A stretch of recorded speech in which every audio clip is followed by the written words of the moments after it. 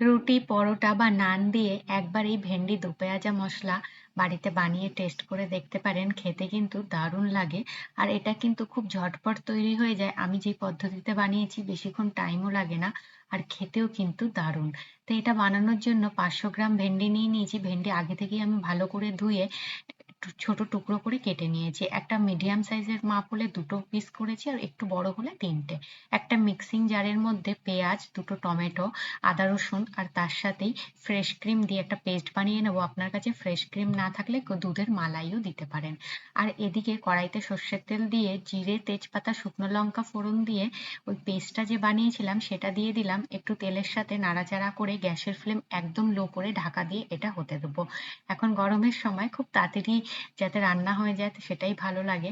এত গরম পড়েছে, সেই কারণে পাশেই একটা প্যানের মধ্যে সর্ষের তেল দিয়েছি, তার মধ্যে পেঁয়াজ, কাঁচা লঙ্কা আর টমেটো দিয়ে উপরে ভেন্ডিগুলো দিয়ে দিলাম। পেঁয়াজ, কাঁচা লঙ্কা, টমেটোটা হালকা একটু জাস্ট নরম হলে ভেন্ডিগুলো দিয়ে দিতে হবে। এবার নেড়ে চেড়ে এটা ঢাকা দিয়ে, গ্যাসের ফ্লেম হাই করেই রেখেছি, ঢাকা দিয়ে মিনিট 4-5 মতন হতে দেবো। আর এদিকে দেখুন মশলার থেকে জল একদম শুকিয়ে গেছে। এখানে হলুদ গুঁড়ো, কাশ্মীরি লঙ্কার গুঁড়ো, ধনে গুঁড়ো আর তারপর জিরে গুঁড়ো দিয়েছি। সবকিছু ভালো করে মিশিয়ে দিলাম। যেহেতু অনেকটা শুকনো হয়ে গেছে, তাই একটু গরম জল দিলাম। গরম জল দিয়ে মশলাটা আরেকটু সময়ের জন্য হতে দেবো।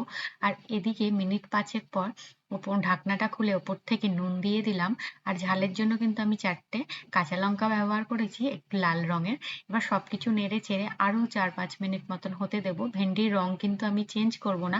সবজির রং চেঞ্জ না হলেই ভালো, তাতে নিউট্রিশন যে গুণটা থাকে সবজির সেটা থাকে। আর এখানে মশলাটা একদম হয়ে গেছে, তাই ওপর থেকে গরম জল দিয়ে ভালো করে গরম জল দিয়ে মিশিয়ে তারপর যে ভেন্ডিগুলো ভেজেছিলাম সেটা দিয়ে দিলাম। দেখুন একদমই কিন্তু কালার চেঞ্জ করিনি। মশলার সাথে ভালো করে মিশিয়ে এটা কিছুক্ষণের জন্য হতে দেব। ওপর থেকে দিয়ে দেবো ধনে পাতা, কাসুরি মেথি আর একটু টকের জন্য দিলাম আমচুর পাউডার। এটা দিলে কিন্তু খেতে বেশ ভালো লাগে। সবকিছু ভালো করে মিশিয়ে নিচ্ছি। আর এখন কিন্তু গ্যাসের ফ্লেম আমি সম্পূর্ণ লো রেখেছি। তো ভেন্ডি দো পেঁয়াজা মশলা একদম রেডি, খুব ঝটপট তৈরি হয়ে যায়। আর এটা কিন্তু রুটি বা পরোটার সাথে খেতে দারুণ লাগে। একবার বাড়িতে বানিয়ে খেয়ে ট্রাই করতে পারেন, আশা করি আপনাদের ভালো লাগবে।